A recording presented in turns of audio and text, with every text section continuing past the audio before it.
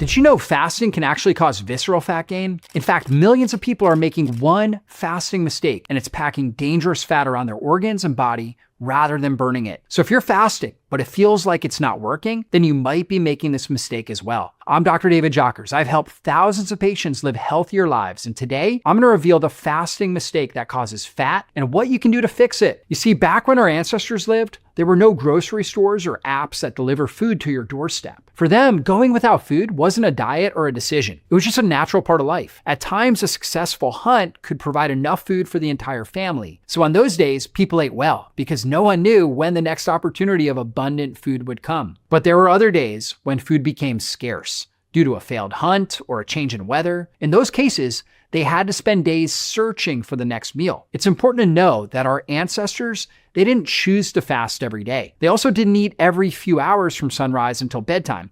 Instead, they naturally moved between periods of scarcity and periods of food abundance. Sometimes they were able to feast, and sometimes they had to fast. And over thousands of years, that's exactly the environment that shaped the human metabolism we still have today. In fact, biologists often describe humans as being metabolically flexible, which means we developed the ability to switch between burning incoming food when it was available and burning stored body fat when food was not available. This ability helped our ancestors survive unpredictable food supplies for thousands of generations, because the goal of fasting was never to stay in a fasted state. It was to survive until food became available again. And when that food finally arrived, the body welcomed it, using those incoming nutrients to rebuild muscle. In other words, it wasn't fasting alone that made humans resilient. It was the constant cycle between fasting and feeding. Both were equally important because each one prepared the body for the other. And that's exactly where many people go wrong today. They've embraced the fasting part of the cycle, but they've forgotten the recovery part. They continue sending their body the same scarcity signal day after day. At first, the body adapts in ways that are incredibly beneficial, but eventually it begins adapting in ways that are meant for survival rather than optimal health. And that's where fasting can start working against you. Because if your body receives the same scarcity signal day after day without enough recovery, it starts treating fasting as the new normal. And when that happens,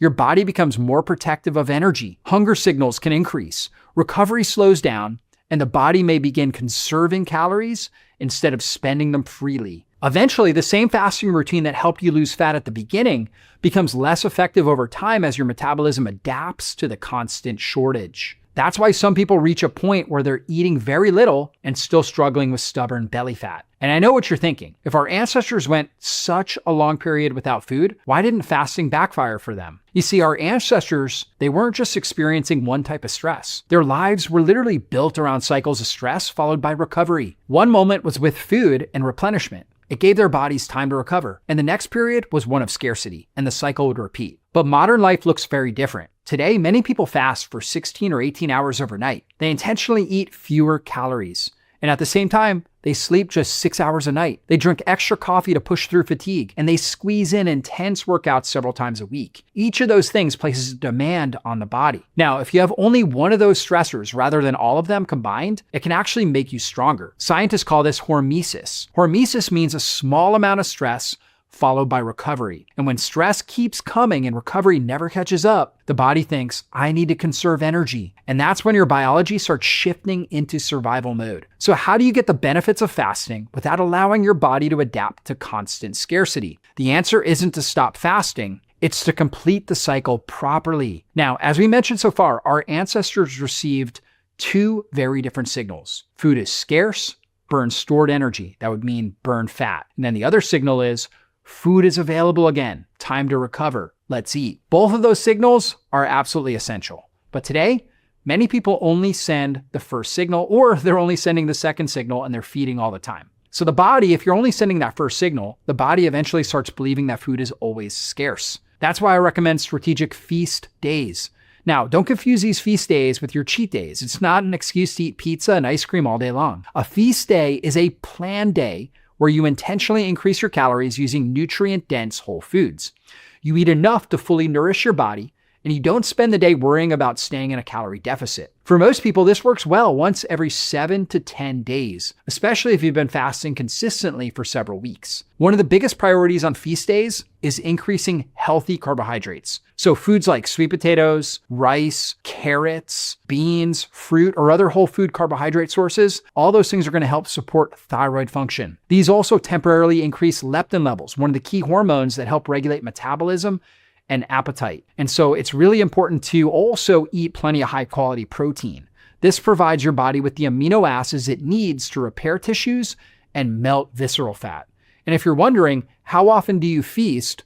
Well, I personally use this very simple protocol myself. If you're doing intermittent fasting daily, like a standard 16-8 window, then 1 or 2 strategic feast days per week is enough to keep your hormonal system reset. You don't need to overhaul your entire approach. The goal is to build the recovery that your body is biologically expecting. If you're doing more aggressive fasting, like extended 24-hour fasts or multi-day protocols, then the feast day becomes non-negotiable. Remember, the deeper the fast, the more important the recovery window. It's like strength training. You would never train the same muscle group 7 days a week and expect it to grow. The growth happens in the rest.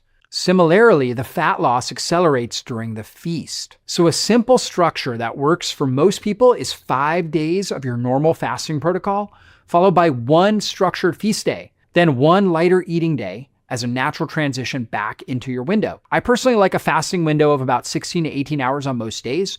This gives my body enough time to lower insulin and begin burning stored fat. And this window is long enough for most people to benefit from fasting without causing unnecessary stress. For some people, we need a 14-hour overnight fast and then a few 16-hour overnight fasts each week, maybe 2 or 3 on non-consecutive days. While others, like myself, I can do an 18-hour fast on most days and I feel great. So we got to find the right fasting protocol for you. And if you're strength training, then feast days are also excellent for you to schedule one of your hardest workouts. That's because your muscles are primed to use those extra nutrients for recovery and growth rather than storing them as fat. I also want to point out that fasting, it's not one size fits all, as I was talking about earlier. Someone who's overweight with insulin resistance benefits from fasting more frequently, at least in the beginning. On the other hand, someone who's already lean or recovering from an illness, they need shorter fasting windows and more frequent recovery days. And that's why I always encourage people to pay attention to how their body is responding instead of blindly following someone else's routine. Now, let's answer some of the most common questions I get about fasting and visceral fat. Question number 1, will eating more on a feast day make me gain fat? The answer is not if it's done correctly. And this is a worry that a lot of people have. But a strategic feast day is very different from a cheat day. The goal isn't to overeat processed foods or sugary desserts. It's to increase your calories with nutrient-dense whole foods while emphasizing healthy carbohydrates and adequate protein. This provides a recovery signal that supports your metabolism and makes it easier to continue burning visceral fat over the long term. Now, question number 2, what is the best fasting schedule for losing fat? Well, I recommend a 14 to 18 hour fasting window on most days of the week, combined with nutrient-dense meals during the eating window. You want to prioritize protein, getting at least 30 to 50 or more grams in every meal. So think high protein, healthy fats, colorful fruits and vegetables. Get 100 to 200 grams of protein each day. So really key that you do that. Again, and really important for healthy blood sugar and insulin levels. And it's going to make you less hungry. You're going to have less cravings and you're going to eat less. It will also help you maintain your muscle and burn fat. So most days, you're going to stay under 100 grams of total carbs. Get those carbs from colorful fruits and vegetables. Of course, not ultra-processed foods and sugary drinks. Whole food carbs have fiber and nutrients that slow down digestion and help keep your blood sugar more stable. Then every 7 to 10 days, include a strategic feast day where you eat enough quality food to support recovery and metabolic health. On feast days, go up to 200 grams of healthy carbs, but keep your protein levels high, so still over 100 grams of protein. Just reduce your fats down just a little bit.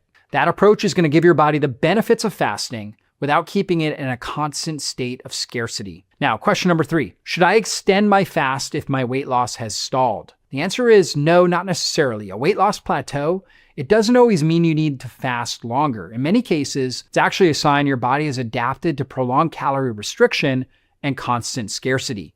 So before extending your fasting window, look at the bigger picture. Are you eating enough protein? Are you preserving muscle by doing resistance training? Have you included any strategic recovery or feast days? Sometimes giving your metabolism a recovery signal is more effective than adding more restriction. Because at the end of the day, Fasting isn't a competition. The goal is to build a body that's metabolically flexible, a body that can burn fat when food isn't available and just as efficiently recover and rebuild when food is plentiful. That's how humans have survived for thousands of years. Check out my Fasting Transformation Quick Start Guide. I'll have a link in the description. And if you haven't already, subscribe to the channel, drop a comment below telling me which method you're starting with, and share this with someone whose fasting isn't giving them the results they expected. You can be a blessing to those people. And as always, be blessed.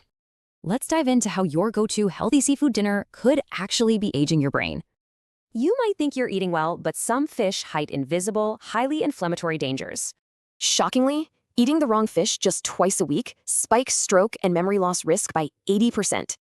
So what should we skip? Let's count down the 4 worst fish to avoid. Number 4 is imported catfish. It's often packed with antibiotics, carcinogens, and heavy metals from polluted waters. Number 3 is tuna. As a top predator, it hoards brain-damaging mercury, massively increasing your cognitive decline risk. Coming in second is king mackerel. Its severe mercury levels can literally attack your nervous system. And number 1, farmed tilapia. It's often raised in filthy conditions and fed a highly inflammatory diet. Tilapia's terrifying omega ratio is basically like pouring gasoline on the fires of arthritis and aging. Thankfully, we can ditch those toxins for powerful, brain-healing nutrients just by swapping our seafood choices. Let's flip it.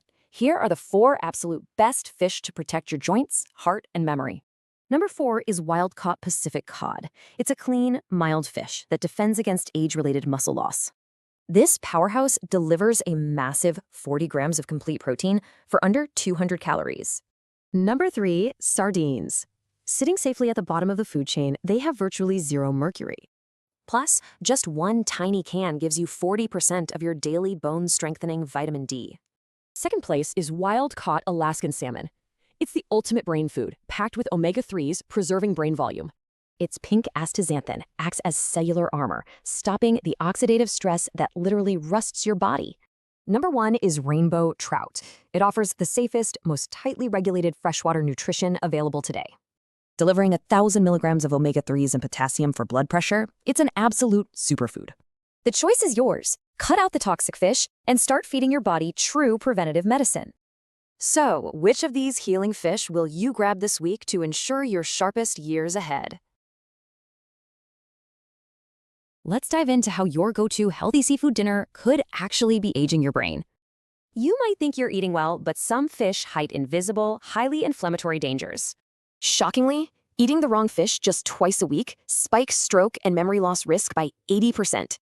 So what should we skip? Let's count down the 4 worst fish to avoid. Number 4 is imported catfish. It's often packed with antibiotics, carcinogens, and heavy metals from polluted waters.